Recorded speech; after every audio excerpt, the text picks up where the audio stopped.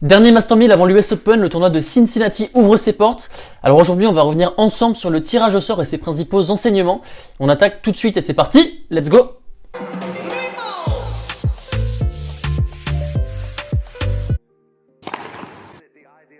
On commence tout de suite avec un tout petit point d'histoire. Le tournoi de Cincinnati a été créé en 1899. Il est davantage connu sous le nom de Western and Southern Open. Il se joue sur dur extérieur, sur une surface de type Deco-Turf, très similaire à celle employée à Montréal, mais également à l'US Open. Donc c'est du dur extérieur, mais pas forcément hyper rapide. Par ailleurs, le tenant du titre est Alexander Zverev, qui a été titré l'année dernière en battant son grand copain Andrei Rublev en finale. Et puis pour finir, le joueur le plus sacré de l'histoire de Cincinnati est bien évidemment Roger Federer, avec 7 titres qu'il a conquis en 10 ans, de 2005 à 2015. Au niveau des absences, on peut déplorer le forfait de Novak Djokovic, qui ne peut toujours pas se rendre sur le continent américain et qui a donc dû déclarer forfait pour ce Master 1000 de Cincinnati. On va voir dans les prochains jours s'il pourra disputer l'US Open. En ce moment, ça s'assouplit, donc il a peut-être des chances de participer à l'US Open et on va suivre sa situation de très près. On peut également déplorer le forfait d'Alexander Zverev, qui se remet toujours de sa terrible blessure en demi-finale de Roland Garros contre Rafael Nadal.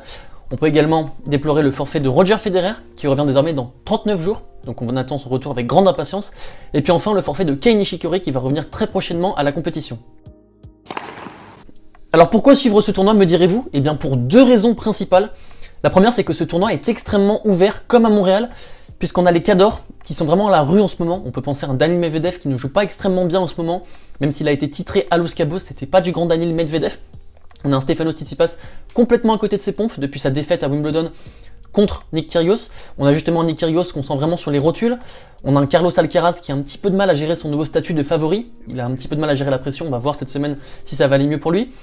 On a Andrei Rublev qui a beaucoup de mal à passer la barre en Master 1000. On a Rafael Nadal qui est vraiment dans le flou, qui n'a plus joué depuis son forfait à Wimbledon en demi-finale. Donc voilà, beaucoup d'incertitudes et on va voir si un nouveau joueur tel que Pablo Carreño Busta pourra en profiter et tirer son épingle du jeu. Et puis la deuxième raison pour laquelle suivre ce tournoi, le deuxième enjeu, c'est bien évidemment la place de numéro 1 mondial, puisqu'il pourrait y avoir des changements à l'issue de ce tournoi. Rafael Nadal pourrait chipper ce trône à Daniil Medvedev et récupérer cette place de numéro 1 mondial qui le fuit depuis janvier 2020, puisque Daniil Medvedev, tout d'abord, il dispose de moins de 7000 points, et il faut savoir que c'est le score le plus faible pour un numéro 1 mondial depuis 2009, depuis la refonte du calendrier, donc c'est vraiment pas un numéro 1 mondial souverain. Et puis si Rafael Nadal s'impose à Cincinnati et que Daniil Medvedev n'atteint pas les quarts de finale, on aura un changement et ça sera Rafael Nadal à l'issue du tournoi. Comme d'habitude, on va analyser ce tableau quart par quart et on va commencer par la tête de série numéro 1, le numéro 1 mondial, Daniil Medvedev.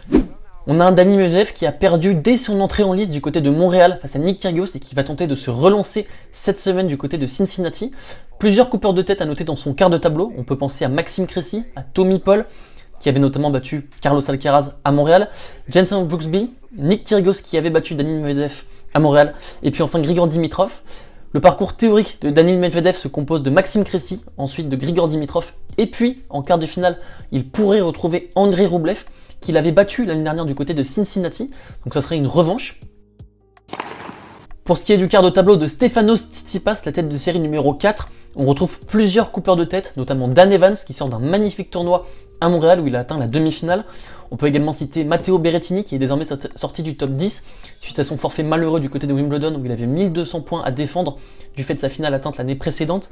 On peut penser à Sébastien Corda et Karen Khachanov. Sébastien Corda qui est passé chez Nike, je ne sais pas si vous avez vu ce petit changement vestimentaire.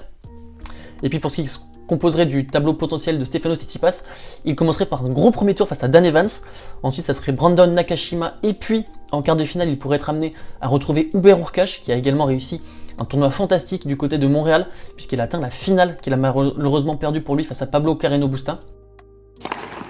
Carlos Alcaraz va également tenter de se relancer lors de ce tournoi de Cincinnati puisqu'il est sorti dès son entrée en lice à Montréal face à Tommy Paul, et suite à ce match il nous a avoué qu'il avait beaucoup de mal à gérer cette nouvelle pression du costume de favori. On va voir désormais s'il arrive à gérer cette pression, et puis là il est un petit peu moins seul puisqu'on a le retour de Rafael Nadal et la présence de Daniil Medvedev, même si Daniil Medvedev était déjà présent du côté de Montréal. Plusieurs coupeurs de tête à noter dans ce quart de tableau. On peut penser à Stan Wawrinka, Andy Murray, Cameron Norrie et Marin Cilic, donc c'est quand même du lourd sur dur, avec d'anciens vainqueurs en Grand Chelem, tous à l'US Open, que ce soit Andy Murray, Stan Wawrinka, mais également Marin Cilic. Et pour ce qui se composerait du parcours potentiel de Carlos Alcaraz, il serait amené à débuter face à Nicolas Basilashvili, un joueur surpuissant qu'il avait déjà joué à Madrid cette année. Par la suite, ça serait Marin Cilic, et puis en quart de finale, possiblement Casper Ruud, qui fait d'énormes progrès sur dur en ce moment. Casper Ruud, voilà, c'est un joueur qui a atteint 5 quarts de finale sur dur en Master 1000, donc c'est vraiment colossal pour lui. Et il a fait une magnifique demi-finale du côté de Montréal en explosant en quart de finale Félix Auger-Aliassime, donc il est assez en forme en ce moment. Et ça serait un quart de finale qui promettrait énormément. Et puis enfin, dans le dernier quart de tableau, on a la présence de Rafael Nadal, qui n'avait plus disputé ce tournoi depuis 2017 où il avait perdu face à Nick Kyrgios. C'est pas forcément le Master 1000 qu'il préfère puisqu'il n'a été titré qu'une seule fois, c'était en 2013 face à John Isner. Et puis on a Rafael Nadal dans le flou, on ne sait pas vraiment dans quel état physique il va être puisqu'il avait dû déclarer forfait à Wimbledon en raison d'une blessure aux abdominaux, une déchirure. Par la suite, il a déclaré forfait à Montréal à cause d'une autre gêne ressentie à l'entraînement, donc on va tout de suite scruter son état physique. Plusieurs coupeurs de tête dans son quart de tableau, notamment Pablo Carreño Busta, qu'on est obligé de citer, qui sort du plus beau titre de sa vie, qui a réalisé un tournoi fantastique avec des masterclass face à Matteo Berrettini, face à Yannick Sinner, face à Casper Ruud, face à Hubert Hurkacz. Donc vraiment un client en ce moment. Également Roberto Bautista Agut qui joue très bien sur le ciment américain. Et puis enfin Alex de Minaur. Et pour ce qui se composerait du parcours théorique de Rafael Nadal, il pourrait être amené à jouer au premier tour Borna Coric, le revenant. Ça fait très plaisir de voir Borna Coric à ce niveau. Et par la suite, ça serait Roberto Bautista Agut et possiblement Félix Auger-Aliassime pour un choc en quart de finale. Vous allez voir à l'écran les quarts de finale théoriques qui pourraient avoir lieu en milieu de semaine prochaine. Tout d'abord, le premier duel serait un duel entre Russes, entre Andrei Rublev et Daniil Medvedev. Par ailleurs, le deuxième quart de finale théorique serait un match programmé entre Stefanos Tsitsipas et Hubert Hurkacz. Le troisième serait composé de Casper Ruud face à Carlos Alcaraz. Et puis enfin, pour conclure, le dernier quart de finale théorique est composé de Félix Auger-Aliassime et de Rafael Nadal pour un remake de leur huitième de finale fantastique du côté de Roland Garros. Vous allez voir à l'écran les quarts de finale que je pronostique et vous noterez qu'ils sont extrêmement proches des quarts de finale théoriques. Je retrouve une seule exception, c'est la présence de Nick Kyrgios. Je le vois aller en quart de finale pour deux raisons.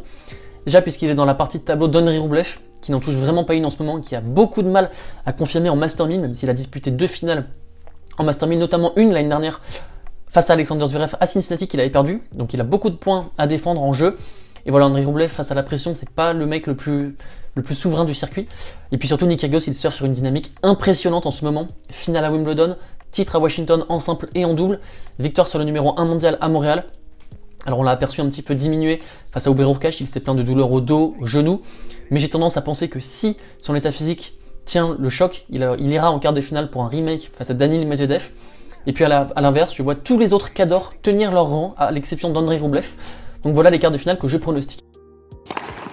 Et puis également, on peut citer quelques premiers tours popcorn, des affiches qui valent vraiment le détour, avec tout d'abord un énorme choc entre Stan Wawrinka et Andy Murray. C'est un choc qui sent vraiment la poudre, puisque ce match opposera deux anciens triple vainqueurs en Grand Chelem, notamment Andy Murray qui joue très bien du côté de Cincinnati, puisqu'il a été titré à deux reprises, et ces deux joueurs qui n'ont pas été épargnés par les blessures ces dernières années. Mais voilà, je trouve ça beau de revoir ces deux joueurs l'un contre l'autre. Un deuxième choc à mentionner, c'est le match entre Denis Shapovalov et Grigor Dimitrov qui joue bien à Cincinnati puisqu'il a été titré en 2017 pour son unique Master 1000. Un autre gros match lors du premier tour serait un duel entre Nick Kyrgios et Alejandro Davidovich Fokina, entre Matteo Berrettini et Frances Tiafoe pour un duel de cogneurs, entre Karen Khachanov et Sébastien Corda qui revient de blessure après son forfait à Wimbledon, entre Holger Rune et Cameron Norrie, et puis enfin entre Carreño Busta, le vainqueur de Montréal, et Miomir Kekmanovic.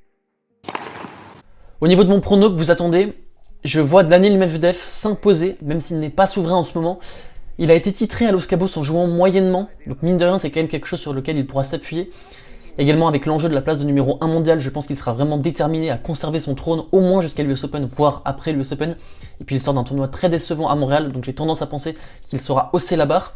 Par ailleurs, dans la partie haute de tableau, on retrouve une partie haute un peu plus faible que la partie basse, puisque dans la partie haute, on a Andrei Rublev, Stefanos Tsitsipas, Hubert Hurkacz, Nick Kyrgios, mais dans la partie basse, c'est Rafael Nadal, Carlos Alcaraz, Casper Ruud, Félix Auger-Aliassime, Yannick Sinner, donc j'ai tendance à penser que dans le bas du tableau, ils vont tous s'entretuer, et Daniil Medvedev saura profiter justement de sa fraîcheur physique, tandis qu'en bas du tableau, ils ont eu des gros matchs les uns face aux autres.